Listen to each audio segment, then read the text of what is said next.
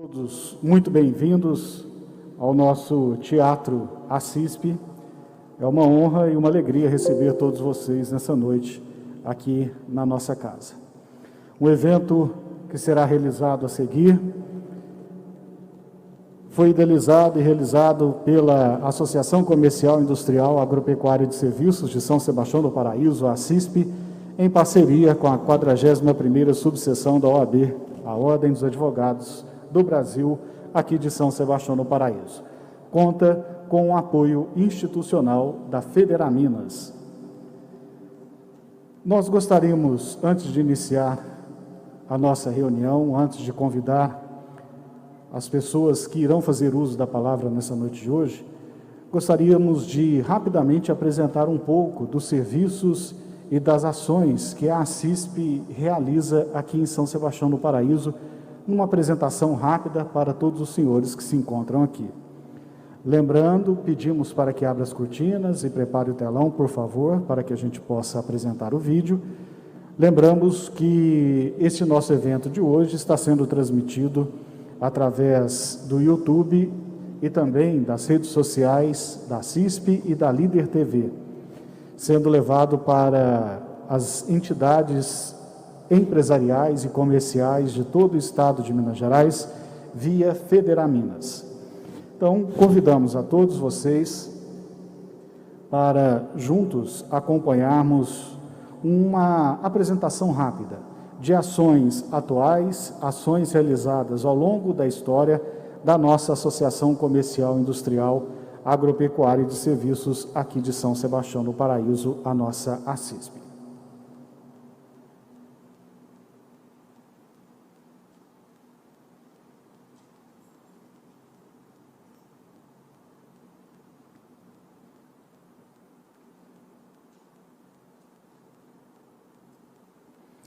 Só um minuto, né, enquanto a nossa equipe prepara tudo aqui, tá?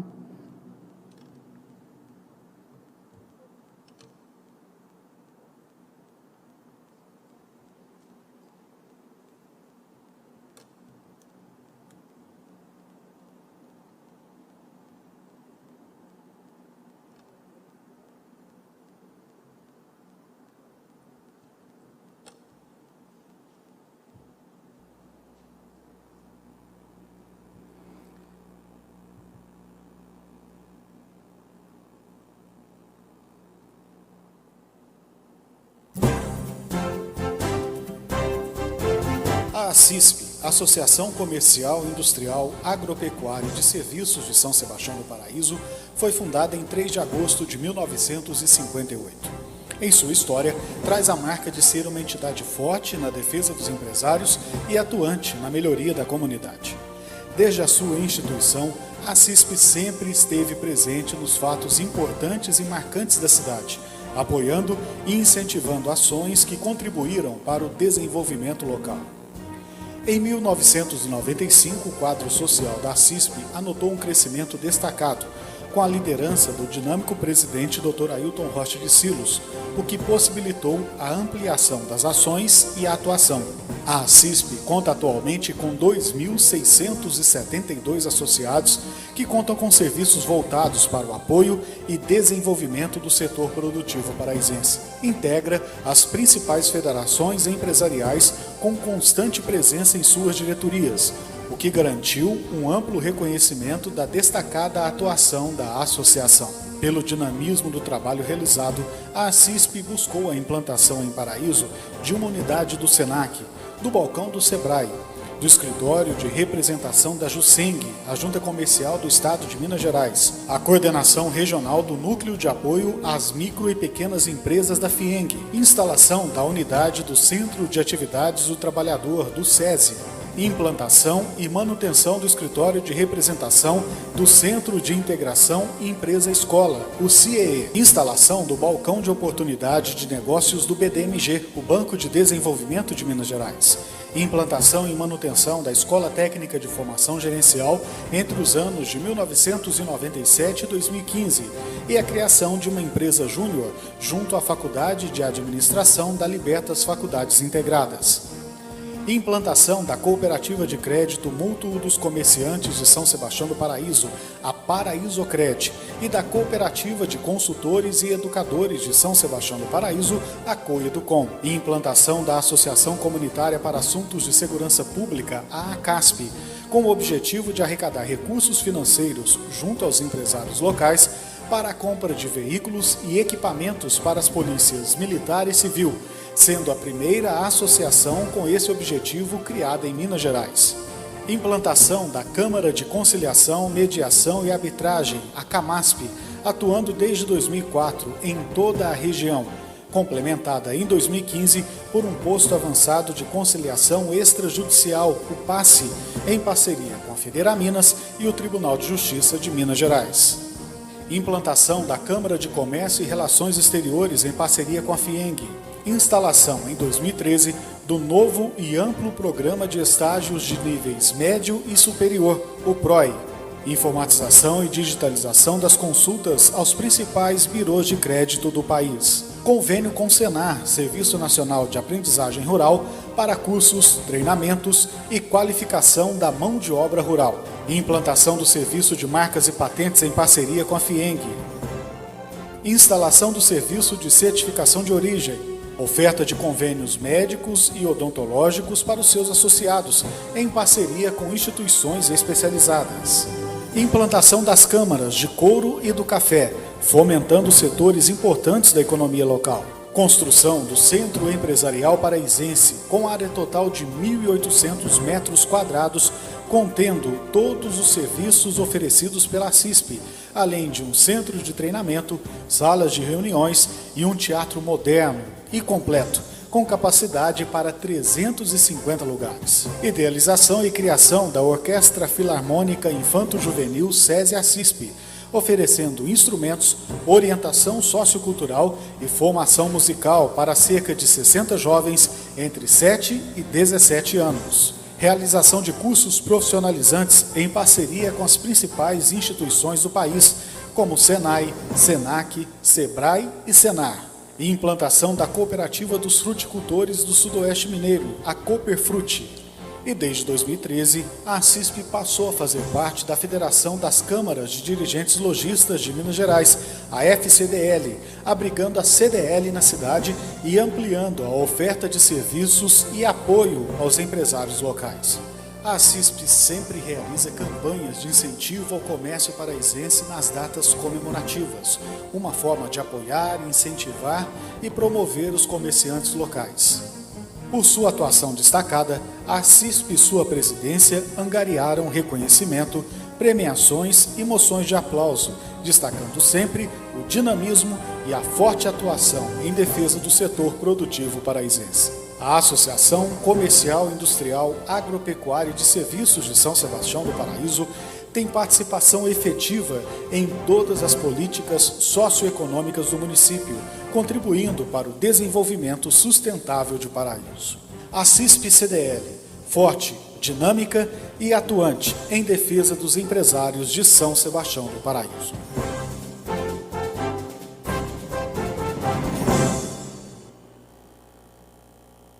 Então vamos iniciando a nossa reunião, mais uma vez agradecendo a todos pela presença e também a quem nos acompanha através das redes sociais da CISP, da Líder TV, que faz a transmissão ao vivo e simultânea deste nosso evento. Nós lembramos, um assunto de fundamental importância e relevância nos dias atuais, que será explanado por duas especialistas, a Lei Geral da Proteção de Dados, a LGPD. Estarão compartilhando conosco seus conhecimentos nessa noite a doutora Cíntia Rosa Pereira de Lima, ela que é professora de Direito Civil da Faculdade de Direito da USP de Ribeirão Preto, doutora em Direito Civil pela Faculdade de Direito da USP, com estágio na Ottawa University, no Canadá, com bolsa CAPES e PDE. Doutorado sanduíche livre docente em Direito Civil Existencial e Patrimonial pela Faculdade de Direito de Ribeirão Preto, a USP. Pós-doutora em Direito Civil na Università degli Studi de Camerino, na Itália, com fomento FAPESP-CAPES. Líder e coordenadora dos grupos de pesquisa Observatório da LGPD, Observatório do Marco Civil da Internet e do Grupo de Estudo TecLaw, presidente do Instituto Avançado de Proteção de Dados, IAPD, associada titular do Instituto Brasileiro de Responsabilidade Civil. E também a doutora Amanda Ditano, que é advogada graduada pela Universidade de Uberaba, a UniUB, pós-graduada em Direito Tributário pelo IBMEC Damásio, curso de extensão de Direito e Internet pela USP de Ribeirão Preto, cursando qualificação encarregado DPO pelo Instituto Avançado de Proteção de Dados, IAPD, associada fundadora, membro da Comissão Jurídica e componente do blog IAPD, coordenadora regional da Associação da Jovem Advocacia de Uberaba.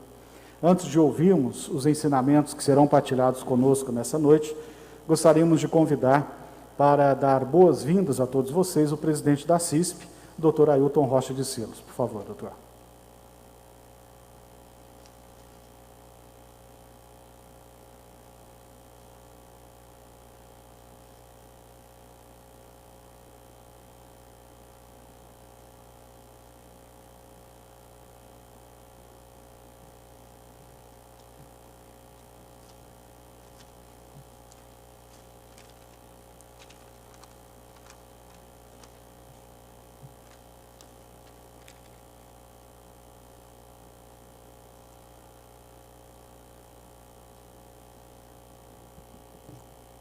Boa noite a todos.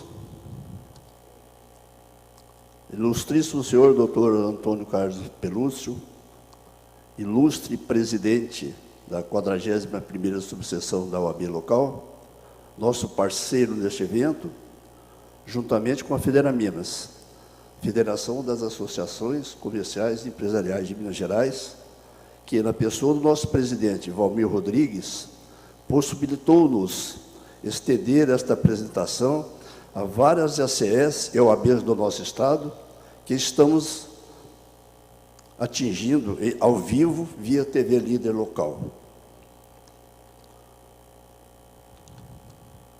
Minha saudação especial a todos os presentes e ilustres, e as ilustres doutora Cíntia Rosa, doutora Amanda Ditano, palestrantes desse evento, profissionais muito experientes e competentes, conforme já foi destacado, ou vai ser destacado pelo nosso cerimonial, na leitura dos seus currículos profissionais.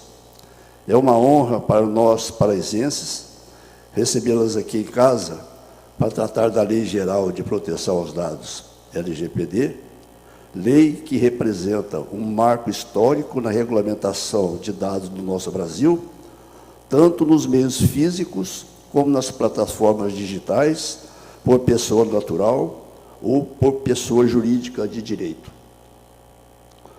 Estou certo, doutora Cíntia e doutora Amanda, que pelo profundo conhecimento que vossas senhorias já detêm sobre esse assunto, suas recomendações ou orientações, não somente para profissionais do direito, mas também para todos os presentes, serão muitíssimo importantes para a segurança dos nossos relacionamentos pessoais e profissionais.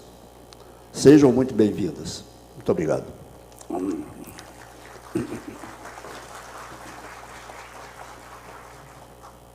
Nós agradecemos o presidente da CISP, Dr. Ailton Rocha de Silos, e convidamos também para dar as boas-vindas, como também um dos organizadores desse evento, o presidente da 41ª subseção da OAB de São Sebastião do Paraíso, Dr. Antônio Carlos Pelúcio. Por favor.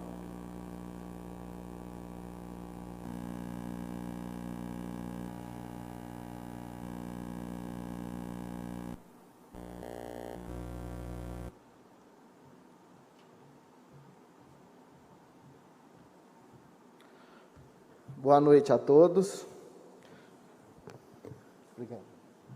É um prazer estar aqui hoje.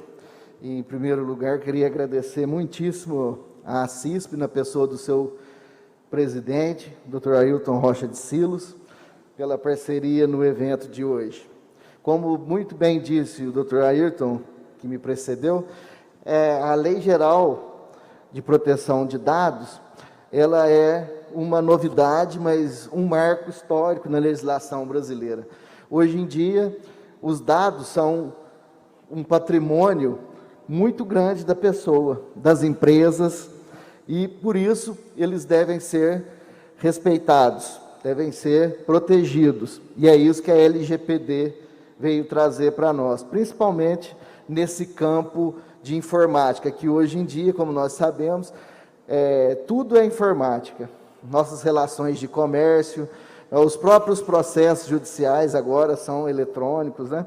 Então, é algo que veio para ficar, não tem como regredir, e é um assunto muito bom, muito gratificante receber a doutora Cíntia e a doutora Amanda aqui, quero de público agradecê-las por deixarem os seus afazeres, os seus lares, lá de Ribeirão Preto e Uberaba, para vir aqui hoje nos prestigiar com os seus conhecimentos. O currículo de vocês, que foi lido aqui, não deixa dúvidas da sua competência, e eu acho que nós vamos aprender demais hoje com vocês. Muito obrigado por vocês terem aceito o nosso convite. Por fim, eu gostaria de agradecer muito o Dr. Álvaro Pelúcio Neto, que é o presidente da nossa comissão da OAB Jovem, que organizou esse evento. Partiu dele e ele procurou a Cacilda, que também agradeço demais, para organizar conjuntamente com a CISP esse evento. Então, vai ser muito prestigioso e salutar para todos nós, tanto os profissionais do direito, quanto os empresários, porque, doutor Ailton, os empresários, eu acho que eles são os principais interessados nessa questão, porque são eles que movimentam os dados, os cadastros, né, dos seus clientes. Então, tem que se adequar à nova legislação para evitar problemas. Por fim, como não poderia deixar de ser, eu aconselho aos nobres empresários de São Sebastião do Paraíso que procurem os seus advogados de confiança, né, para se adequar à nova legislação, que nós vamos aprender muito dela hoje. Então era isso, muito obrigado a todos, boa noite e bom proveito da nossa palestra.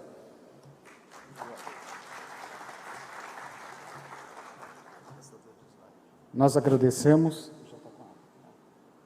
o Dr. Antônio Carlos Pelúcio, presidente da OAB, pelas palavras. Só antes de adentrarmos, né, aos ensinamentos dessa noite de hoje, as informações, nós disponibilizamos na entrada do nosso salão uma pesquisa de satisfação, tá? E que nós pedimos para quem puder responder para nos auxiliar a organizar os próximos eventos que a CISP irá realizar, inclusive com sugestões de cursos e treinamentos que vocês acham que seria interessante para a nossa comunidade, para que possam ser sugestionados para a CISP trabalhar na promoção desses cursos, desses treinamentos aqui na nossa associação. Nós contamos com a participação de todos vocês nesse apoio também à nossa associação. Então, vamos ouvir agora as informações e a palestra das doutoras Cíntia Rosa Pereira de Lima e Amanda Ditano sobre a Lei Geral da Proteção de Dados. Uma boa noite e um bom evento a todos. Por favor, doutoras, muito obrigado. Boa noite, pessoal. Vocês estão me escutando bem? Ótimo. Queria agradecer a todos pela presença, principalmente à CISP, à OAB, pela oportunidade de vir conversar um pouco. Na verdade, seria um bate-papo, né, sobre uma lei tão nova, que ao mesmo tempo não é, ela foi sancionada em agosto de 2018, e ela entrou em vigor em setembro de 2020.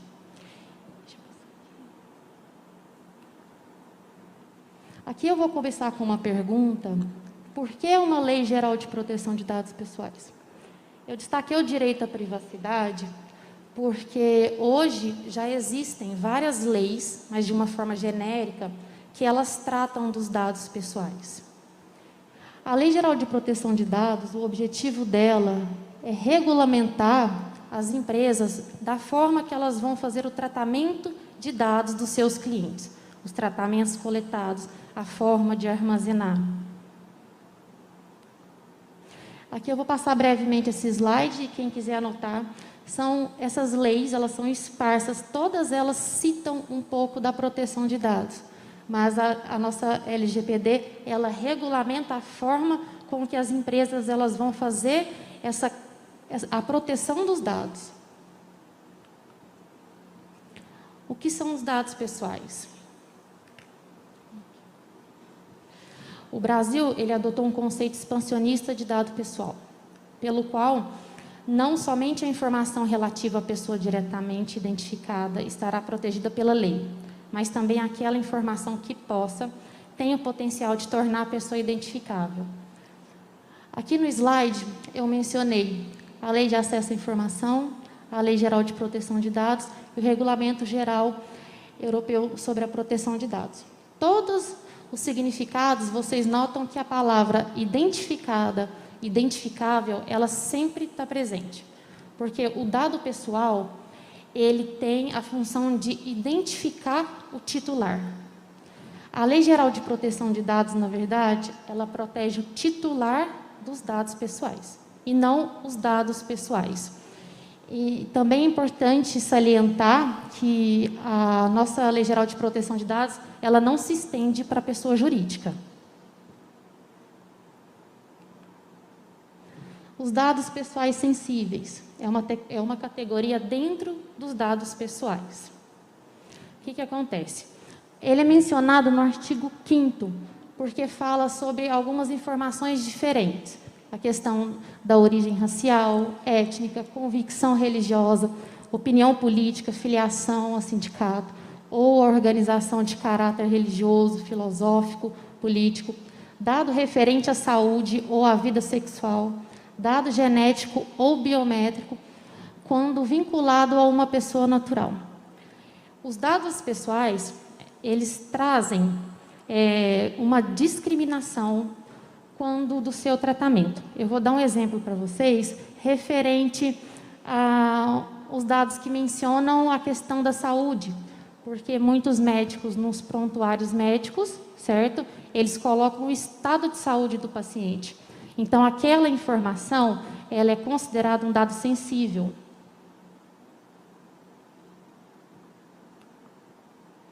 Vou falar um pouco agora sobre as bases para o tratamento desses dados pessoais. Os dados pessoais, que a sua base ela está mencionada no artigo 7º, ele precisa do consentimento, expresso ou inequívoco, tanto os dados pessoais sensíveis também, que o consentimento ele tem que ser específico e destacado.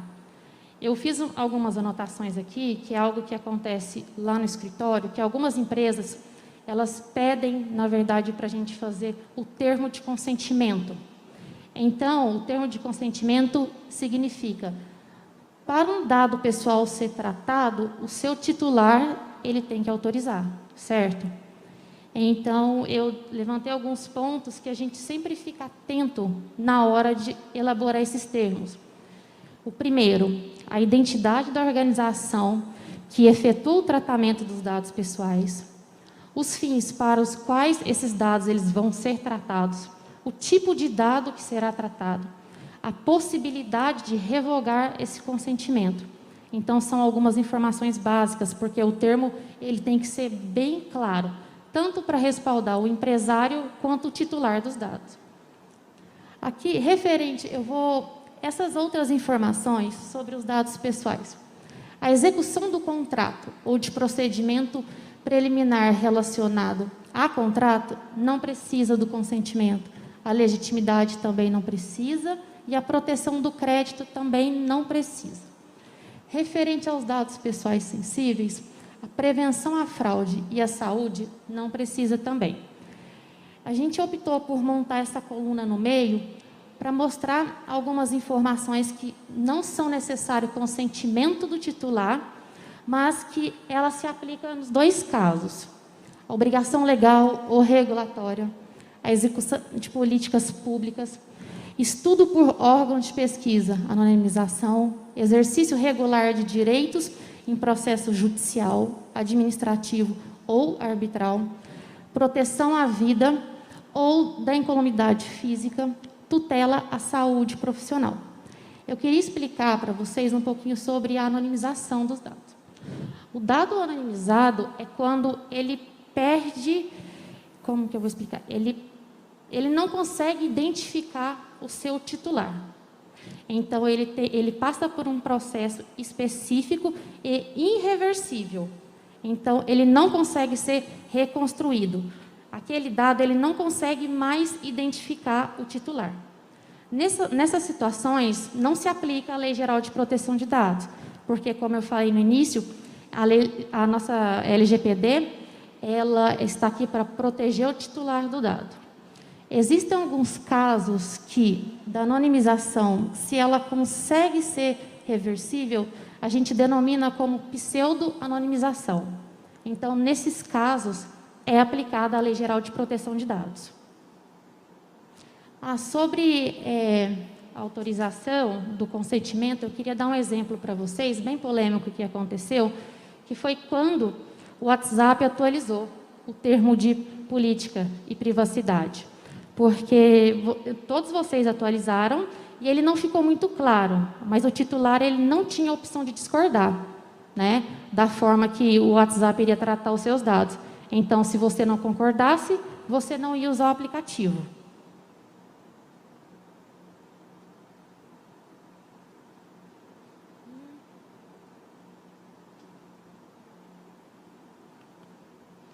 E agora eu queria falar para vocês um ponto bem interessante e recente, porque já chegaram, assim, a gente já ouviu alguns questionamentos, porque a implementação, a regularização da Lei Geral de Proteção de Dados dentro da empresa, geralmente ela é muito cara. Então, a Agência Nacional de Proteção de Dados, ela publicou uma minuta de resolução referente à flexibilização dessa lei para as micro e pequenas empresas. Só que essa lei, essa minuta, ela não está finalizada, porque a ANPD ela abriu para uma consulta pública ontem e ela está acontecendo hoje também. Então, a gente tem que esperar a redação final. Na data de 30/8/2001, a Agência Nacional de Proteção de Dados ela publicou uma minuta de resolução que regulamenta a aplicação da Lei Geral de Proteção de Dados, mais específica, tratando das microempresas e empresas de pequeno porte. A minuta ela afeta especialmente as startups, as microempresas e as empresas de pequeno porte. Ou seja, essa flexibilização ela vai ajudar para que essas empresas não fiquem fora da lei. Eu analisei a minuta e existem alguns pontos bem interessantes que a gente pode destacar, que é referente ao ponto 2, que é a dispensa de fornecer a declaração completa e clara, conforme o artigo 19. Aqui. Mas o que acontece? Na Lei Geral de Proteção de Dados, essa declaração completa e clara, ela é obrigatória pelo controlador. E a possível dispensa, né, de indicação do encarregado pelo tratamento de dados pessoais no artigo 41, mas com a disponibilização de um canal de comunicação para o uso do titular. Ontem eu participei dessa audiência pública, eu fiz a minha inscrição e até questionei como seria a criação desse canal de comunicação para o titular do dado. Porque o encarregado, ele ajuda, né, ele facilita a comunicação do controlador com o titular do dado. Então, ainda na minha cabeça, eu não consigo entender como que seria a aplicabilidade desse canal de comunicação sem o encarregado, porque ele é uma figura extremamente importante dentro da empresa. Eu fiz essas anotações mais importantes e depois eu posso mandar para vocês, mas eu prefiro esperar a minuta na sua versão final para a gente poder falar dela.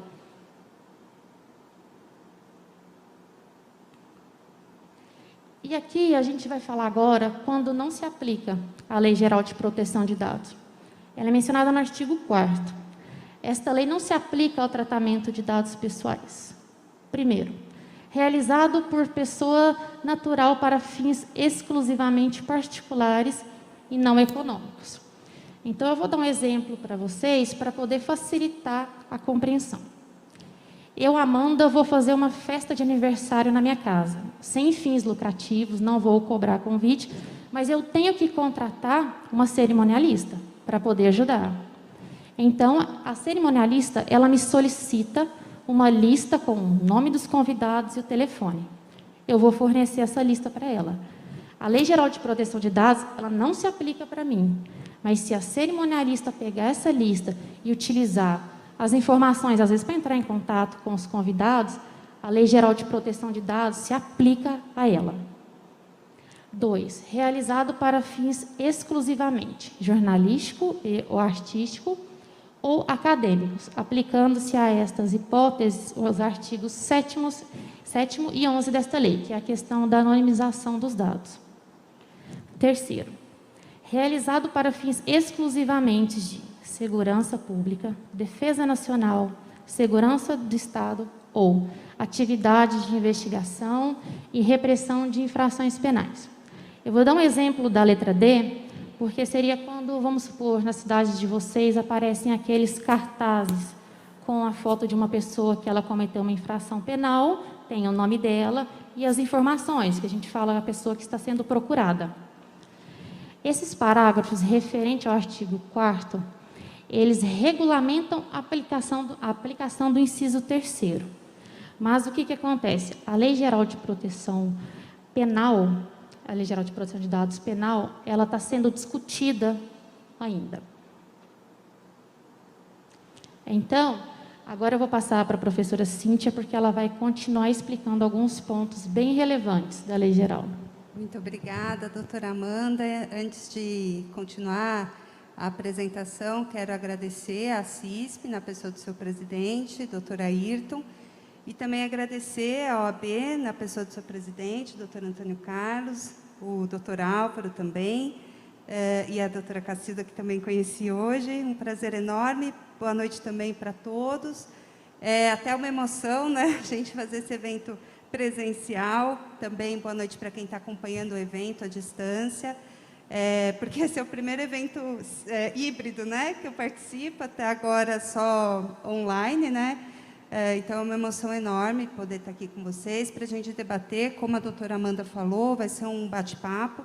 Então, a gente vai fazer essa breve apresentação de alguns temas e aí, ao final, vocês fiquem à vontade para a gente, para fazer as perguntas, né, e tirar essas dúvidas que estão deixando a gente, né, sem dormir, praticamente. Várias empresas procuram, o Instituto também, a gente como professora, porque tem algumas questões que nem a própria NPD regulamentou, como a doutora Amanda falou, tem algumas minutas de regulamentação que elas estão sendo preparadas. Então, algumas respostas vai ser, a gente precisa esperar a regulamentação específica, né? Porque a lei, ela traz alguns termos genéricos que precisam de regulamentação.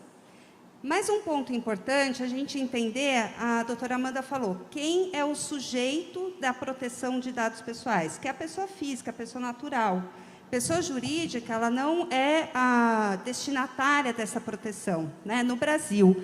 Muito embora eu fui voto vencido, eu participei dos debates, da discussão da Lei Geral de Proteção de Dados no Congresso, e eu sempre que tinha oportunidade destacava a necessidade da pessoa jurídica também ser titular de dados pessoais.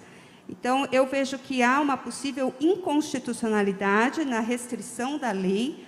Para vocês terem uma ideia, no Uruguai e Argentina se aplica a lei de proteção de dados à pessoa jurídica também, porque no Brasil nós reconhecemos alguns direitos de personalidade, que a gente chama, às pessoas jurídicas, né, como honra, imagem.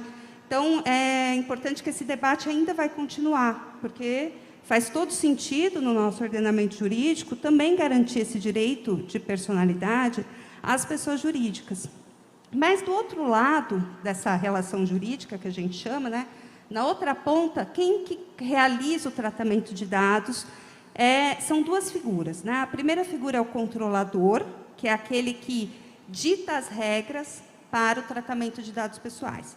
Então, é pessoa jurídica ou pessoa física. Tem alguns entes que não foram mencionados na lei, por exemplo, condomínio, né? Recentemente está se discutindo no Congresso a personalidade, uma lei, um projeto de lei, para atribuir personalidade jurídica aos condomínios. Se ele tiver personalidade jurídica, ok, a gente consegue encaixar na lei. Mas sem personalidade jurídica, não sendo pessoa natural, os condomínios, quando a gente entra num condomínio, dá um documento, às vezes, digital, que é um dado pessoal sensível, como a doutora Amanda colocou, como ele tem que observar a Lei Geral de Proteção de Dados, né, porque ficou no limbo essa categoria. Então, são coisas que a Autoridade Nacional de Proteção de Dados vai ter que regulamentar. Mas controlador é essa pessoa física ou jurídica que realiza o tratamento, que dita as regras, né, para o tratamento de dados pessoais, enquanto o operador coloca essas regras em prática. Por exemplo, às vezes, uma empresa tem que contratar um servidor, né, para o seu site. E o servidor vai realizar algum tipo de tratamento de dados pessoais. Ou que armazena dados em nuvem, né? Porque, ou seja, não tendo a capacidade técnica para realizar um determinado tratamento, tem que contratar uma empresa para fazer. Essa é a figura do operador. É interessante porque a Autoridade Nacional de Proteção de Dados já expediu um guia orientativo sobre os agentes de tratamento de dados, e nesse guia ficou clara a definição de que funcionário da empresa não é operador. Então, funcionário, como ele realiza o tratamento subordinado ao empregador, ele não se encaixa na figura de operador. Tá? Então, operador são as empresas terceirizadas, contratadas para realizar algum tipo de tratamento de dados pessoais, e não o funcionário da empresa. Essa era uma dúvida constante, né, que a gente não sabia como a autoridade nacional iria interpretar, mas agora já está claro. Então, o funcionário, como ele está sujeito às ordens, né, do empregador, não se encaixa nessa categoria. Agora, o encarregado, sim, geralmente será um funcionário da empresa, né? E o encarregado, ele é o canal de comunicação, como a doutora Amanda falou, entre o titular de dados e a empresa, e o controlador, que pode ser uma pessoa física também, e a Autoridade Nacional de Proteção de Dados e essa empresa, ou essa pessoa física que trata os dados ou que dita as regras para o tratamento de dados.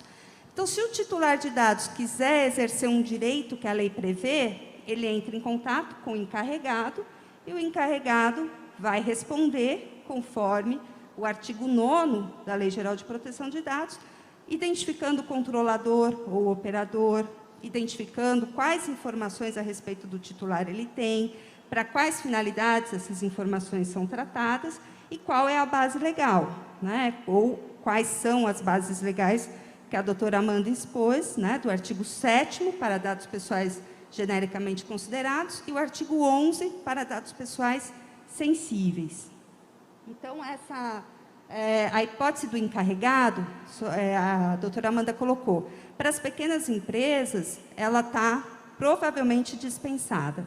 Mas eu ainda acho que é uma medida extremamente aconselhável, porque alguém vai ter que receber esse pedido, e alguém vai ter que responder para o titular de dados. Então, dependendo da empresa, pode ser atribuída essa função para um funcionário, então ele vai exercer, de qualquer forma, essa função de canal de comunicação. Então, por que não já falar, olha, eu tenho um encarregado? Isso, sob o ponto de vista de marketing, é muito bom. A gente viu nesse contexto de pandemia, algumas empresas que vazavam dados pessoais, por exemplo, o Zoom vazou dados pessoais. Todo mundo usava o Teams, Microsoft Teams. O Teams teve suspeita de vazamento, todo mundo ia para Google, Meet. Então, se uma empresa tem uma sólida adequação à Lei Geral de Proteção de Dados e demonstra isso, né, para os seus clientes em potencial, aumenta a confiança e a credibilidade dessa empresa. Então, eu acho que é extremamente aconselhável, é uma função que vai ter que ser realizada por alguém, então, por que não já dar esse título para a pessoa que vai receber esses pedidos e dar encaminhamento para os pedidos na empresa, né? Então, eu acho que esse é um ponto. Muito se fala dos custos dessa pessoa, que vai ter um custo. Na verdade, assim, essa pessoa tem que ter uma capacitação, isso é fato, né? Porque se ela vai responder para o titular, não pode responder, olha, eu não vou informar sobre as suas informações pessoais, eu não vou dar essas informações, Porque o titular pega essa resposta, vai na NPD, e as sanções administrativas, que a gente já vai falar logo mais, vai vir, né? Para vocês terem uma ideia, salvo engano, em maio, a Autoridade de Proteção de Dados da França aplicou uma multa de 50 milhões de euros para a Google, porque as políticas de privacidade e proteção de dados não eram transparentes, não tinham todas as informações que precisavam conter. E pagou 50 milhões de euros. Né? Então, assim, uma resposta dessa, por alguém que não tem o preparo, pode causar um prejuízo muito grande para a empresa. Então, acho que essa pessoa, encarregado, tem que ser visto como um investimento. Né? E há um retorno, com certeza, com relação a marketing e com a diminuição desses possíveis riscos aos quais a empresa ou a pessoa natural estará exposta. E algumas obrigações que a lei traz, que é importante a gente destacar. Primeiro, o relatório de impacto. Né? O relatório de impacto, a lei fala que, especialmente, é um documento que tem que ser elaborado quando o tratamento de dados pessoais tiver por base o legítimo interesse. O que é o legítimo interesse? A lei não fala para a gente, a autoridade vai precisar regulamentar. Por exemplo, se uma empresa ou uma atividade, um modelo de negócio, precisar analisar algum perfil do cliente para a melhoria dos seus modelos de negócio, isso é um legítimo interesse.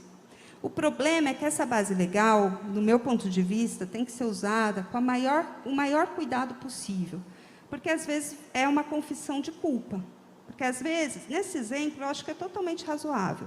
Mas, às vezes, a NPD pode achar que não é razoável. E você confirmou na sua política de privacidade e proteção de dados que você realiza tal conduta. Então, por isso, eu acho que não é uma carta em branco, não é uma salvaguarda para você fazer o que você quiser com os dados pessoais. Pode ser utilizada, às vezes é muito importante a utilização, mas com cuidado. E o relatório de impacto também para dados pessoais sensíveis, né? Também é uma medida que a lei fala altamente aconselhável, mas hoje, sempre que se faz adequação à LGPD, tem se elaborado esse documento. O que é essa análise? Bom, tem uma ISO, né, ISO 29000, que estabelece alguma metodologia. Então, é uma tabela, né, que tem alguns números. Quanto mais dados pessoais você coleta, por exemplo, quanto maior for o volume, maior o risco. Então, tem um número. Se você aplica uma técnica de segurança da informação, como pseudonimização, criptografia, no meu ponto de vista, é um exemplo de pseudonimização. Porque o que é pseudonimização? Você torna uma informação não associável ao seu titular, mas que pode ser revertida por meio de um outro documento que fica em um lugar separado. Então, por exemplo, a chave, que vai decriptar esse banco de dados, e, ao associar essa chave com esse banco de dados, você consegue acessar o conteúdo da informação. Então, é uma medida de segurança da informação, porque se um hacker ou algum acesso não autorizado conseguir obter esse banco de dados, ele não consegue ter acesso ao conteúdo das informações. Então, se você aplica uma pseudonimização, por exemplo, você diminui o risco. Então, você faz essa análise e o relatório de impacto dá um risco muito baixo. O problema é que, às vezes, essa metodologia não é observada da ISO 29000. Às vezes é no achismo, eu acho que esse risco é alto, eu acho que esse risco é baixo. E se você acha que é alto, você está confirmando que você cria um risco. E para impacto da responsabilidade, inclusive a responsabilidade objetiva, é um perigo. Mas se você fala que é risco baixo para tudo, você pode ser negligente. Como assim? Você não tem firewall, você não tem perfis de senha diferente para os seus funcionários, você não tem nenhuma ferramenta de segurança da informação, como pseudonimização, criptografia, você não tem nada e você fala que é baixo. Então, você está sendo negligente, no mínimo, culpa.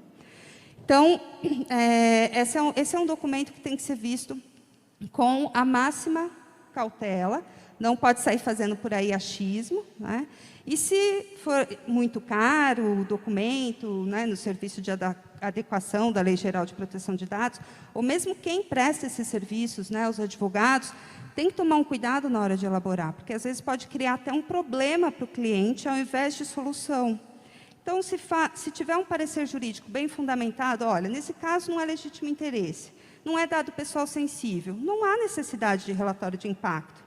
não há nenhum risco assim muito elevado. Então, é um parecer jurídico para falar, olha, não precisa, vejo aqui uma hipótese clara de dispensa de relatório de impacto, né? Mas essa seria uma obrigação que a lei estabelece. A Autoridade Nacional de Proteção de Dados também vai regulamentar. Vocês viram que, para pequenas empresas, nessa minuta já está a possibilidade de dispensa do relatório de impacto ou a sua versão simplificada. O dever de notificação, que esse é um dever... antes do dever de notificação, o dever de manter os registros das operações de tratamento de dados pessoais. É o que a gente chama de ROPA, né? Muitas expressões da Lei Geral de Proteção de Dados vêm do inglês, né? Então, eles pegaram essa sigla, né, ROPA, que vem da expressão em inglês Record of Processing Assessment. Então, é o registro de operações de tratamento de dados. Isso pode ser feito por uma planilha no Excel. Então, o titular de dados entrou em contato com a empresa por e-mail, né? Então, na adequação à Lei Geral de Proteção de Dados, é elaborado um mapping, se faz um mapeamento do fluxo dos dados na atividade empresarial. A partir desse mapping, se extrai as colunas, os elementos que tem que conter nesse registro de operação e orienta o encarregado como ele tem que preencher essa tabela. Quando o titular de dados quiser exercer o seu direito de acesso, por exemplo, essas informações estão na tabela. O encarregado só vai lá, informa quando foi coletado, por quem, de que forma foi tratado, para qual finalidade a base legal. Então, para essa finalidade que existe essa obrigação de manter esse registro, para poder viabilizar o direito de acesso, que é um direito garantido ao titular de dados. E o dever de notificação. Então, a ANPD já elaborou algumas regras sobre o dever de notificação, não é a minuta final ainda, mas são o prazo, que a gente tinha dúvida, porque a lei não mencionava, o prazo é de 2 dias úteis. Então, 2 dias úteis da suspeita ou da confirmação de um incidente de segurança da informação. O que é um incidente de segurança? A ANPD traz alguns exemplos no site. Perda de dados pessoais, um hacker que invade o sistema, seria um incidente de segurança. Né? Mas, por exemplo, um funcionário se leva um computador, um HD externo para trabalhar em casa e há perda, isso é um incidente de segurança. Esse incidente tem que ser notificado à ANPD, então no site da Autoridade Nacional de Proteção de Dados tem um formulário Word que você baixa, se cadastra no peticionamento eletrônico do governo federal e você envia, então, esse documento que tem algumas informações como a identificação do controlador ou do operador, a identificação do encarregado, e qual foi a suspeita do incidente, quando essa suspeita aconteceu ou quando o incidente aconteceu. Se não foi observado o prazo de 2 dias úteis, por que não foi observado? Então, às vezes existe um motivo justificável para não observar, porque precisava de uma confirmação ou de alguns outros detalhamentos. Nesse documento também tem que informar quais os riscos aos titulares e quais as medidas adotadas para mitigar esses riscos. Então, é um formulário com uma série de campos assim, que tem que ser preenchido. E, por fim, não está passando lá, mas tem algumas outras obrigações, como manter sigilo, obviamente. Né? Se você tem acesso aos dados para uma finalidade, você não pode compartilhar. Então, daí a gente extrai o dever de sigilo, né? A menos que exista uma base legal para o compartilhamento. Esses dias me perguntaram, o advogado chegou aqui no cartório para pedir uma certidão. Eu dou a certidão, então você fica numa questão, né, o princípio da publicidade registral versus proteção de dados. É bom alertar que proteção de dados não é um direito a segredo, não é direito a sigilo, senão seria, né, lei garantidora do segredo, do sigilo. Não é isso que a lei traz. A lei traz algumas ferramentas para o titular poder se autodeterminar, poder saber quais informações a meu respeito circulam, para qual finalidade, quem está tratando, quem é o controlador, quem é o operador. Está errada, está desatualizada essa informação, eu quero corrigir. Então, tudo isso faz parte do que a gente chama do direito à autodeterminação informativa. E não é eu não vou mais informar nada. Então, a base legal, por exemplo, para essa certidão, no caso que era para entrar com uma ação, é exercício regular de direito no processo judicial. Então, desde que o titular do cartório tenha esse resguardo, né, falar, olha, aqui, no caso, foi feita com essa finalidade. Então, são algumas coisas que até esses serviços extrajudiciais, que estão agora também, né, muito envolvidos nessas discussões de como a gente vai incorporar a Lei Geral de Proteção de Dados aos cartórios, por exemplo, tem essas questões, né? Ora, mas ele pediu uma certidão. A Lei de Registros Públicos, no artigo 17, fala que qualquer pessoa pode chegar aqui, pedir uma certidão sem falar o motivo. E agora ele vai ter que me falar o motivo. Então, assim, tem uma série de questões, como eu disse no início, que ainda elas estão sendo trabalhadas para a gente chegar num equilíbrio entre leis que podem ter esse conflito. Mas a lei geral, ela não garante esse segredo absoluto, mas estão somente essas ferramentas para autodeterminação informativa. E boas práticas, né, do artigo 50, isso é muito importante, porque eu vou falar logo mais, algumas teses de defesa para eventuais sanções administrativas. E um ponto que a lei traz é demonstrar um sistema de compliance, a adequação, observância à Lei Geral de Proteção de Dados.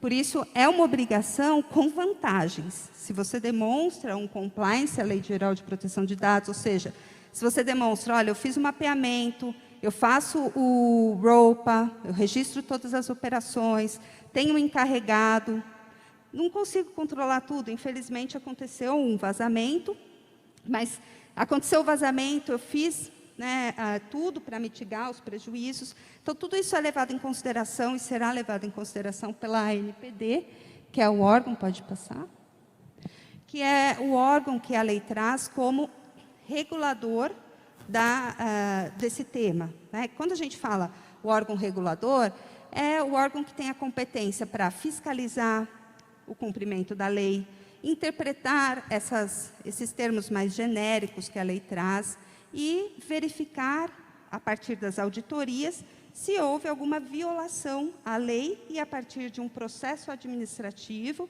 garantido o contraditório, ampla defesa, direito ao recurso, aplicar a sanção cabível. E essas sanções, então, essa é uma atuação fiscalizatória da NPD, que a gente vê são termos mais amplos, né? Então, ela tem essa missão de fiscalizar o cumprimento da lei e realizar auditorias. As auditorias, só uma observação, elas não estão sendo feitas, né? A NPD não tem pessoal, número de pessoas suficientes para realizar auditorias. E um tempo atrás, eu até consultei o site, estava até lá uma observação no link auditorias. Não estamos realizando auditorias porque não temos número de funcionários suficientes. Mas é óbvio, né? O órgão foi recentemente criado, está começando do zero, está tendo que fazer um monte de coisa, a se estruturar internamente, né? Mas depois, a última consulta que eu fiz, tiraram essa observação. Agora só está sem auditorias, nenhuma. Mas assim, pode ser feita pela própria NPD, ou a NPD pode certificar entidades que realizem essas auditorias. Então, a NPD pode trabalhar em colaboração com o setor privado, e o setor privado pode realizar auditorias, como a gente vê em outras áreas, né, não só em proteção de dados. E essas auditorias, então, são apresentadas para a NPD. Além disso, as sanções, né? Então, a lei prevê, como eu estava mencionando, algumas sanções, como a advertência, e a sanção mais branda, digamos assim, porque na advertência a NPD fala o que está em desacordo com a lei, só que ela tem que indicar o que o controlador operador precisa fazer para corrigir, dando um prazo para isso.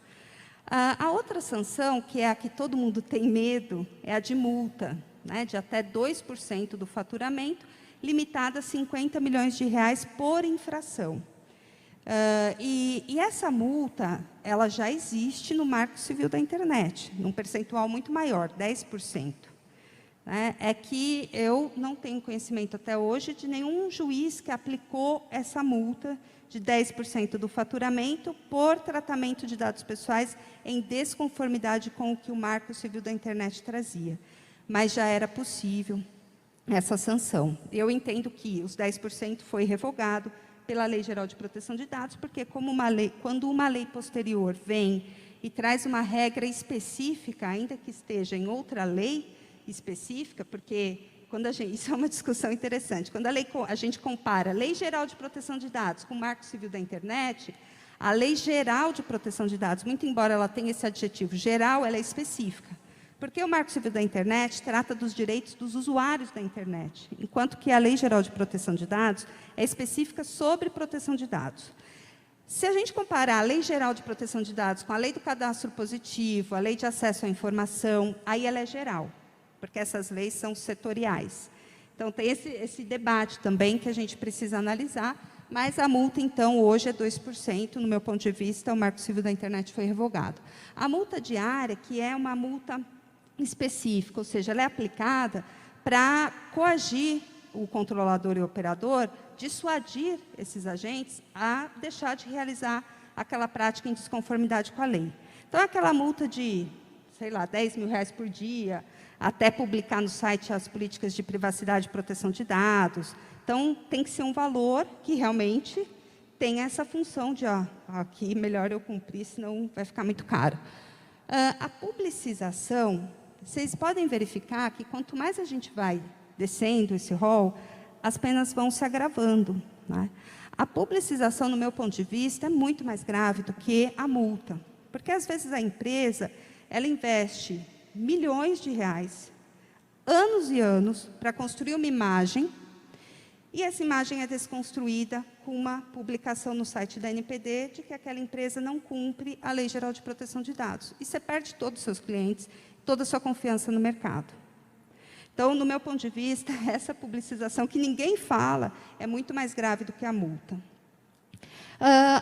O bloqueio, então, que ainda é mais grave, né? Você vai bloquear, você vai impedir o controlador e o operador realizar tratamento de dados pessoais, que às vezes pode ser até parte integrante do modelo de negócio. E aí pode causar até a falência, né? Eliminar os dados pessoais tratados em desconformidade com a lei, que também é um inconveniente. Suspensão parcial da atividade, né? Ou proibição da atividade. Então, essa seria a pena mais grave. Também repito que essas sanções, como a suspensão e a proibição, já estava no Marco Civil da Internet, né? E a suspensão e o bloqueio já foram utilizados naqueles famosos casos do bloqueio do WhatsApp, né? Suspendeu o WhatsApp no Brasil. Nesses casos, o juiz utilizava o Marco Civil da Internet para aplicar essa sanção até que o WhatsApp cumprisse uma ordem judicial. Bom, então, essas sanções, elas são aplicadas mediante um processo administrativo sancionatório, que a ANPD já regulamentou uma minuta, né? Essa minuta de fiscalização e aplicação de sanções não está finalizada, mas já houve audiência pública, já foi feita uma série de contribuições, o debate foi feito, e a ANPD, então, traz uma regulamentação. Primeiro, a ideia é educar, né? A ideia é falar para os agentes de tratamento o que a ANPD espera deles. Então, primeiro, há essa conscientização. Se, num caso concreto, verificar que o agente de tratamento não está colaborando, não tem uma boa vontade, então, aí sim, o processo administrativo é levado até o fim. Há possibilidade de arrependimento previsto pela ANPD, o que demonstra esse intuito, né, esse objetivo. Primeiro, a gente está numa fase de educar, de consolidar a cultura de proteção de dados no país. Então, se nesse processo administrativo, o agente de tratamento demonstrar um arrependimento, falar, olha, né, não aplicava, não usava firewall, não usava antivírus, perfis de senha, mas realmente agora eu percebi, né, agora já aplico tudo isso, já ressarci o titular de dados. Tem uma série de condutas que essa minuta de regulamentação traz como exemplo de arrependimento. Se comprovado o arrependimento, arquiva-se o processo e não se aplica nenhuma sanção. Então, a gente está nesse período mesmo de consolidar a cultura de proteção de dados no país, então não precisa ter esse medo que a gente vê, né? Vai aplicar sanção a partir de agora. Então, as sanções estão em vigor desde 1º de agosto, mas a ANPD no site, ela fala que só vai começar a pensar em abrir processos administrativos após a aprovação dessa minuta, que ainda não está aprovada.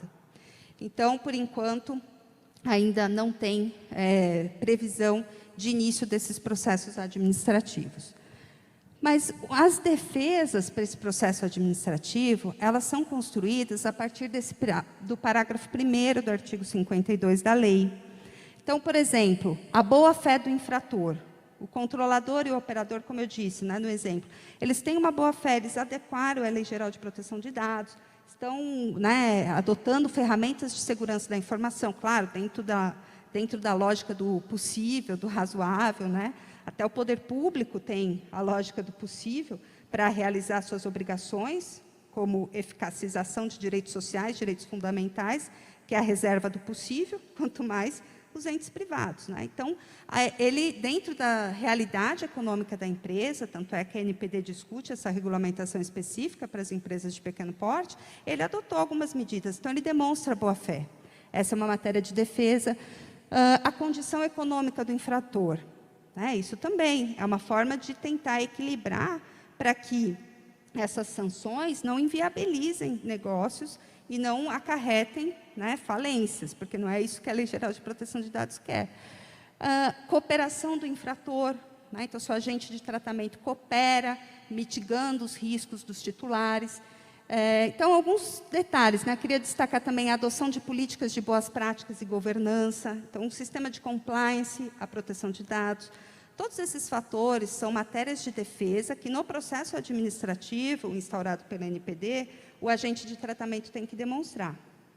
E, para finalizar, a gente fez esse mapa mental para mostrar mais ou menos como esse processo vai se desenvolver, né? Então, a Autoridade Nacional de Proteção de Dados, ela vai receber reclamação dos titulares, ou ela vai fiscalizar por meio das auditorias, e tem o canal de denúncias, né, que, inclusive, qualquer pessoa pode realizar a reclamação no próprio site da ANPD, por meio, como eu disse, do peticionamento eletrônico. A fiscalização pode ser por auditores próprios da ANPD, ou ela pode terceirizar, e essas regras todas estão descritas, né, no regimento interno da ANPD. E depois, então, dado esse start do processo administrativo sancionatório, abre-se o prazo para a defesa da empresa, né? Então, a empresa tem 10 dias e ela apresenta documentos, ela comprova a adoção de sistemas de segurança da informação quando ela utiliza, ou seja, tudo que é possível documentar, segundo aquele parágrafo 1º do artigo 52 da LGPD, para diminuir essa sanção, é na defesa que vai apresentar. Geralmente, essa defesa vai ser documental, mas se houver necessidade de prova testemunhal, é possível.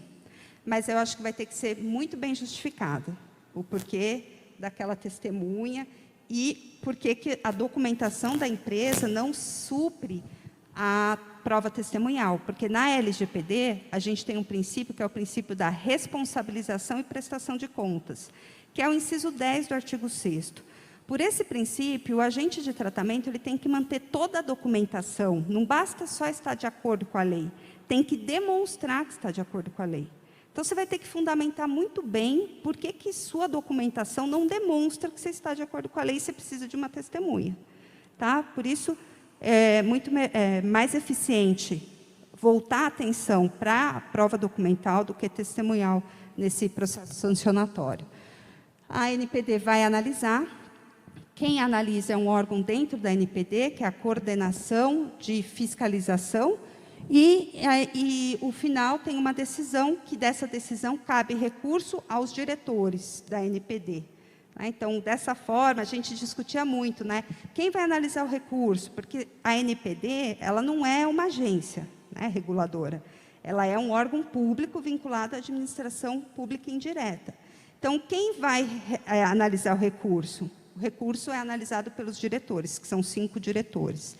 E aí, então, antes disso, é possível que, na defesa, a NPD se convença que houve um arrependimento, então, o arrependimento é uma matéria de defesa importante, e arquive o processo, então, sem aplicar a sanção administrativa. Bom, aí eu acho que...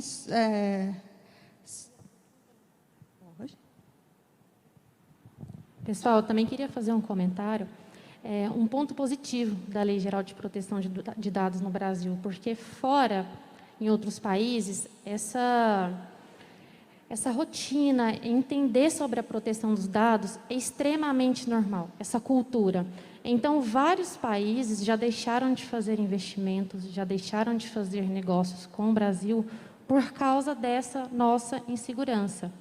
Então, a gente não tinha uma lei, agora é extremamente a gente também contar com a colaboração dos empresários, né, procurar um profissional para poder auxiliar e todo mundo entender, porque é uma lei que tem vários detalhes, mas principalmente pós-pandemia, né, que acho que todo mundo perdeu tanto. Então, investimentos para o Brasil agora vai assim, ajudar bastante, vai ser bem benéfico para todo mundo.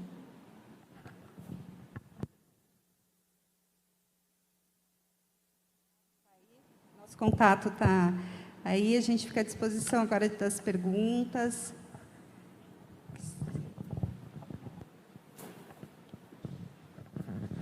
Primeiro, eu quero agradecer, a palestra foi muito boa.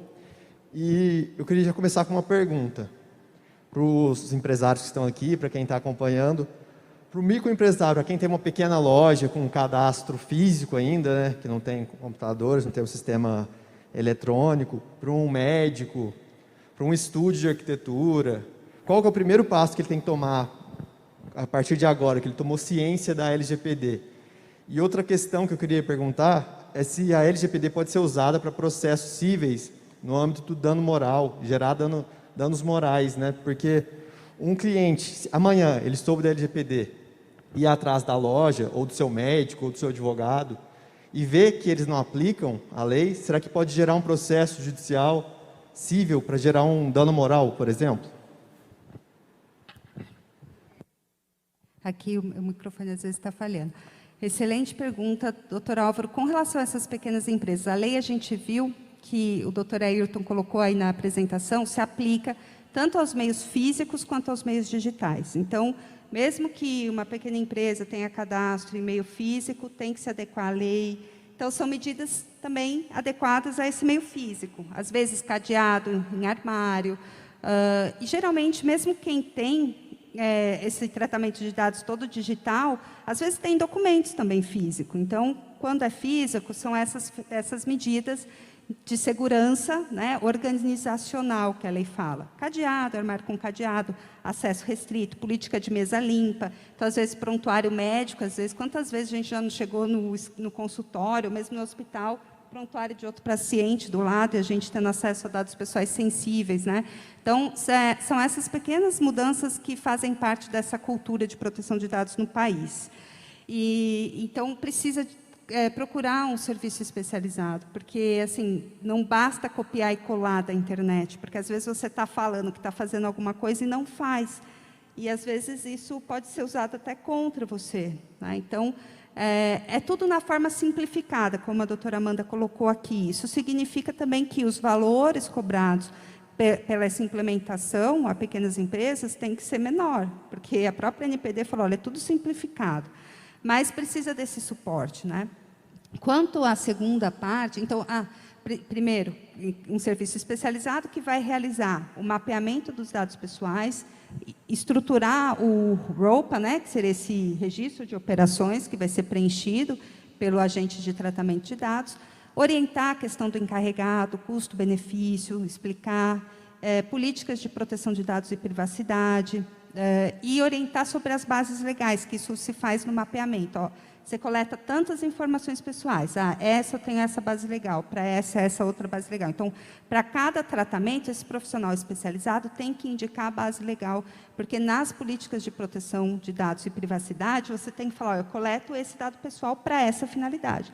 Por isso que não pode ser copia e cola, porque uma outra empresa, um outro negócio faz um outro tipo de tratamento, para outras finalidades.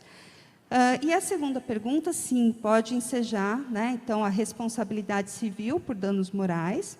Recentemente, a gente teve o julgamento no tribunal do caso Cirela, né, que reduziu o valor para R$10 mil, mas ainda assim é um valor interessante, né, em que se discutia a indenização por danos morais. A questão precisa demonstrar, né? Então, inicialmente, melhor dizendo, o tribunal agora reviu a decisão, desconsiderou porque não provou um dano patrimonial. E o juiz de primeira instância tinha condenado os R$10 mil de indenização, porque entendeu que era um dano in re ipsa, então presumia-se o dano pela própria violação ao direito de personalidade, como acontece com a imagem e outros direitos de personalidade. Você não tem que demonstrar o quanto você sofreu, o dano que você sofreu. Esse dano é presumível. Então, fixa um valor que o juiz vai arbitrar. Mas é possível, sim, esse caso está sendo bem criticado, está sendo muito criticado, porque o tribunal, no acórdão, ele mencionou coisas assim: olha, a pessoa tem que se conformar em receber anúncios publicitários, porque a gente recebe toda hora. É só apagar, entrar na caixa de e-mails e apagar, se você não quer mais receber. Então, isso revela um pouco essa necessidade também do judiciário se preparar. Eu lembro de uma sentença que era até absurda, ela até foi tirada, porque era uma sentença que eu utilizava até nos meus cursos, nas minhas aulas, que o juiz falava: olha, se você não quer ser incomodado, muda para a fazenda, para uma ilha deserta, muda para algum lugar. Até essa sentença depois foi tirada, né, do sistema, porque era público, né? Mas ela foi substituída por outra sentença, nunca vi isso também. Mas tem essa visão ainda do judiciário, que a gente fala que o judiciário também tem que mudar a mentalidade para incorporar essa cultura de proteção de dados, que não é assim, a gente não vai mudar para a fazenda, ou para uma ilha deserta, mas eu tenho o direito de não ser incomodado e receber 2.000 e-mails por dia, né, de spam. Ou se eu recebo e manifesto minha vontade de não receber mais, essa vontade tem que ser respeitada, e não confirmar que é um e-mail válido e aí receber o dobro. Então, são essas questões que são colocadas, mas eu acho que sim, que é possível ainda. Tem um caminho longo a ser percorrido, essa decisão do tribunal foi muito prejudicial, mas eu acredito que a própria Autoridade Nacional de Proteção de Dados, atuando na via administrativa, é uma outra via que pode também socorrer ao titular de dados, né? Pessoal, alguém tem interesse? Doutor Álvaro, só complementando aqui também, quando você perguntou das empresas, vamos supor que procura o profissional. Além do mapeamento, a gente também usa um termo que a gente fala que é o inventário dos dados pessoais, porque já ouvi pessoas acharem que a Lei Geral de Proteção de Dados ela não se aplica ao meio físico. Então, é extremamente a gente conversar com a empresa e explicar, lembrar ela, perguntar: olha, não é a partir de agora, né? Quais são os dados que você tem armazenado no passado? Porque a Lei Geral de Proteção de Dados ela vai se aplicar a todo momento. Então, é importante a empresa ficar atenta referente a essa situação de todos os dados, de todo o conteúdo que está sendo armazenado, né? Que foi armazenado durante os anos.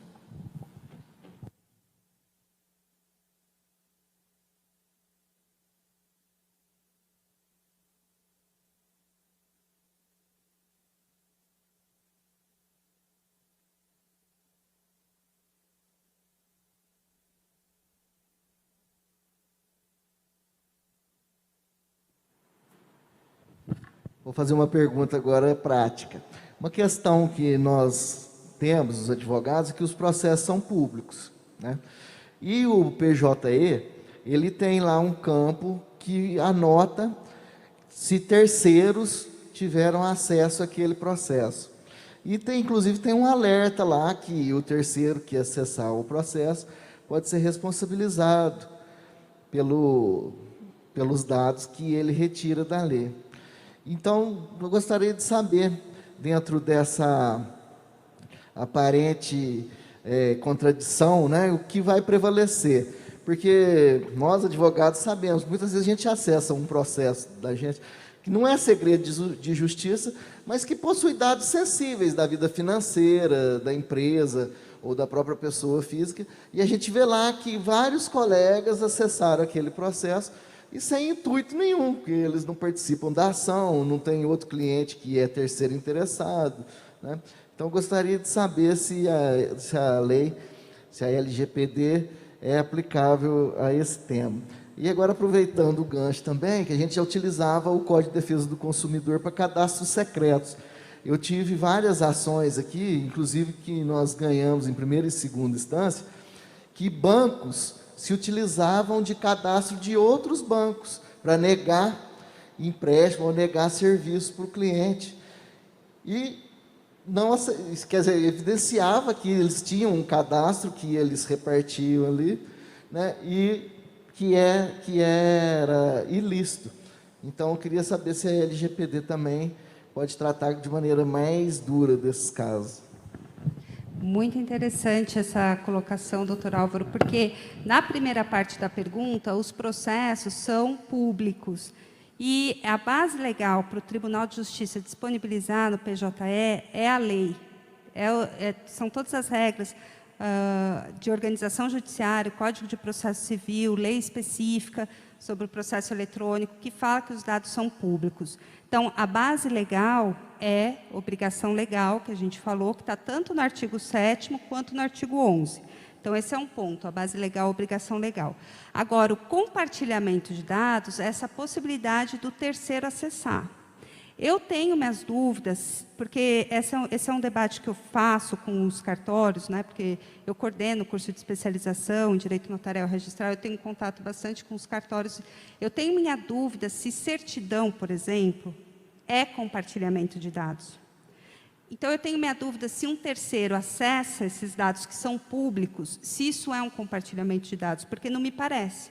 Me parece que se a lei fala que esses dados são públicos, eles têm que eles são disponibilizados. Agora, para consulta pública. Agora, se a pessoa entra lá e usa os dados para outra finalidade, né, para oferecer serviços, enfim, para outra finalidade, aí realmente essa pessoa trata os dados pessoais em desconformidade com a lei, porque não tem nenhuma base legal para ela tratar esses dados, significa utilizar essa informação para outra finalidade que não a publicidade do processo. Então, aí eu acho que, nesse caso, o Tribunal de Justiça ele é correto, porque, na verdade, quem acessa esses dados e trata os dados sem base legal, ele é realmente responsável. Agora, a segunda parte da pergunta, que é a proteção de crédito, que é uma outra base legal. E a Lei Geral de Proteção de Dados, ela autoriza o tratamento de dados pessoais para fins de proteção de crédito, tá? Os dados pessoais genericamente considerados. Então, são dados que não são sensíveis, né? Ou seja, CPF, RG, endereço, telefone, nome, score de crédito. Então, essas informações, elas podem ser tratadas e compartilhadas segundo a Lei de Cadastro Positivo. Então, não é a Lei Geral de Proteção de Dados. A Lei Geral de Proteção de Dados só menciona essa base legal no artigo 7º, para dados pessoais genericamente considerados, dados pessoais sensíveis, que significa orientação sexual, convicção político-partidária, essas informações não podem ser tratadas, porque tinha alguns aplicativos que faziam relação com gênero e o fato de ser bom ou mal pagador. Tá? Então, esse tipo de associação é proibido pela lei, porque dados pessoais sensíveis não podem ser tratados para finalidade de proteção de crédito. Mas o histórico de crédito, segundo a lei do cadastro positivo, pode ter esse compartilhamento. Inclusive, teve uma alteração recente, né? Salvo engano, foi de 2019, que alterou a lei do cadastro positivo para mitigar esse consentimento, ou seja, todo mundo tem os seus dados possivelmente compartilhados. Se você quiser acessar, você tem direito, corrigir, você tem direito, mas as instituições previstas na lei do cadastro positivo podem fazer, inclusive já teve julgamento no STJ, né? Essa análise de crédito pode ser feita, e desde que informado o titular de dados, né? Que no caso a gente fala cadastrado, porque a lei do cadastro positivo, ela utiliza o termo cadastrado, e não titular de dados, mas seria a mesma coisa, né? No final do dia. Ele tem direito de ser informado, né? Então, o problema é o que o doutor falou, né? Que são esses compartilhamentos ocultos, em que não há essa informação. Aí eu vejo um problema. porque viola a lei do cadastro positivo e a LGPD. Boa noite. A lei ela diz para nós que o titular dos dados ele tem direito de saber de forma clara de que forma a empresa está tratando os dados dele. Mas de que forma que a empresa deve responder? Imediatamente ou ela possui um prazo para poder trazer essa informação ao titular? Porque senão a empresa fica muito prejudicada. Imagina que um cliente chega no comércio e fala, eu quero saber agora de que forma meus dados estão sendo tratados. Então eu gostaria de saber se a empresa possui um prazo para isso ou ela deve responder de forma imediata. Qual que é o seu nome? Éder. Éder. Então, eu até mostrei no slide aqui, referente à minuta de resolução, se for aplicado, né, porque na minuta diz a dispensa, né, para o agente de pequeno porte, quando ele vai fazer esse tratamento. Então, para esse pessoal, ainda a gente não tem uma definição.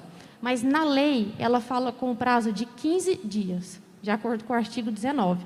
E se, vamos supor, se nessa resolução, o agente de pequeno porte, ele tivesse que disponibilizar essas informações, o prazo seria em dobro, tá bom? Marcelo aqui. Primeiramente, parabéns, né, à CISP e também à OAB pelo evento e parabéns a vocês pela palestra também. Acredito que, com certeza, a gente sai daqui respirando com um pouco mais de fôlego, né, ao aprofundar. Acredito que essa clareza, até da forma como está se tratando hoje a Lei de Proteção de Dados, traz um fôlego maior para o empresário também, né? Quando se olha a LGPD e se aplica a multa imediata, aquela questão toda da pressão, né? Traz com certeza um impacto muito grande. A gente observar que ainda é uma construção de cultura, faz com que a gente consiga ter um olhar um pouco mais positivo para tempo e adaptação do sistema. A pergunta que eu gostaria de trazer para vocês, até acompanhando um pouco o que o Dr. Álvaro colocou acerca da responsabilidade civil pela reparação de danos, né? Se a legislação ela estaria dentro do quadro, do conjunto do sistema de direito coletivo, se nós teríamos uma atuação por parte da curadoria, por parte do Ministério Público, atuando em cima desse sistema.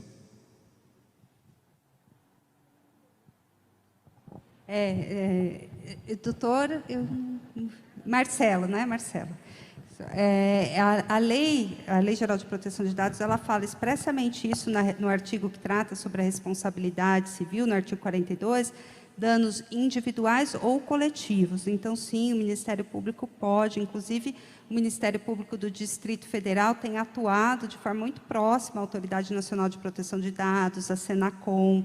Então, todos os entes também previstos no Código de Defesa do Consumidor, quando a gente identificar o titular de dados também como consumidor, que eu costumo até falar, alguém me fale aqui uma hipótese em que o titular de dados não será consumidor, porque eu não consigo encontrar.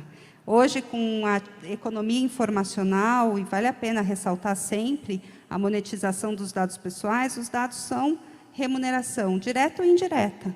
Então, vai aplicar o Código de Defesa do Consumidor, seja a figura padrão do consumidor, artigo 2º, ou as figuras equiparadas, como as vítimas dos acidentes de consumo, artigo 17, as pessoas expostas às práticas comerciais, artigo 29 do Código de Defesa do Consumidor. Então, eu não vejo possibilidade de uma relação jurídica da qual seja realizado o tratamento de dados que não seja de consumo. Então, aplica-se o Código de Defesa do Consumidor, que lá também tem todo um regramento sobre a tutela coletiva.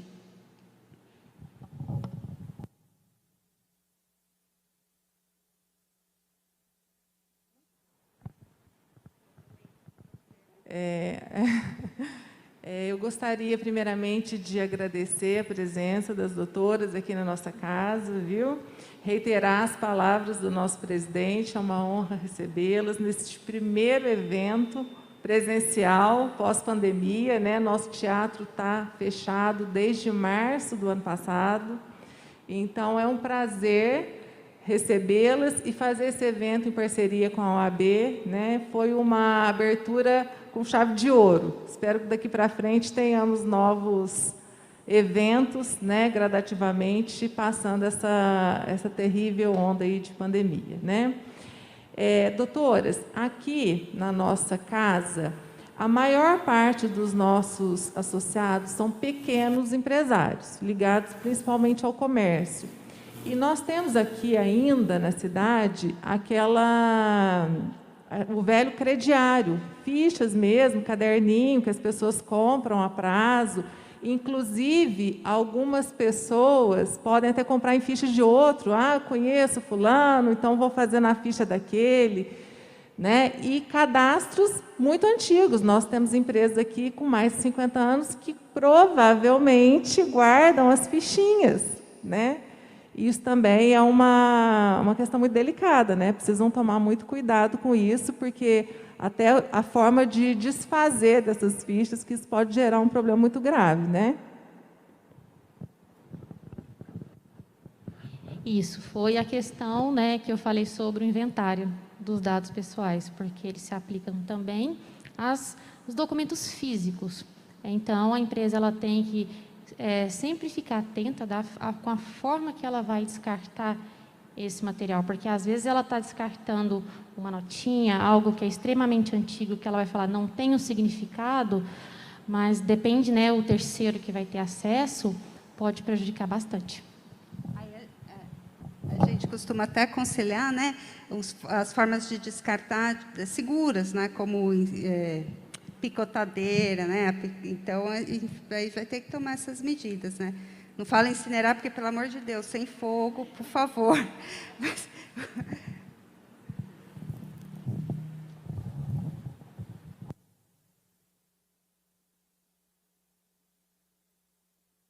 Boa noite. Então, encerrando essa palestra de hoje, eu vou passar para vocês uma nota da ACISP. Por nota, o presidente da ACISP, Ailton Silos, acrescenta que, na opinião da entidade, o evento atingiu plenamente seus objetivos.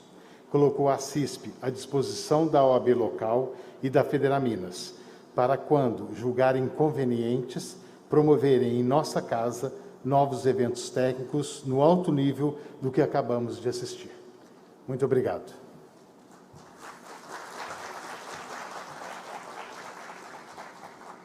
Por fim, eu gostaria de agradecer a todos vocês que confiaram, né, na OAB e na CISP. Gostaria de agradecer muito a doutora Cacilda, que fez essa parceria conosco, agradecer aos colegas advogados que prestigiaram aqui o evento, agradecer aos empresários locais. Foi uma honra e espero que tenhamos outras palestras. E queria agradecer principalmente a nossas palestrantes, a doutora Amanda, a doutora Cíntia, que foi uma aula muito boa, muito leve, né? A gente falou com tranquilidade, isso que é o interessante, para a gente desmistificar um pouco as coisas. Porque a lei ela não vem para colocar medo, ela vem para mudar culturas, para transformar a sociedade brasileira, uma sociedade melhor. Então, que a gente leve isso para os nossos colegas, para nossas empresas, para o nosso convívio, essa mudança de cultura, para que nosso país se torne cada vez melhor, mais moderno. Então, eu declaro encerrado o evento, muito obrigado e uma boa noite.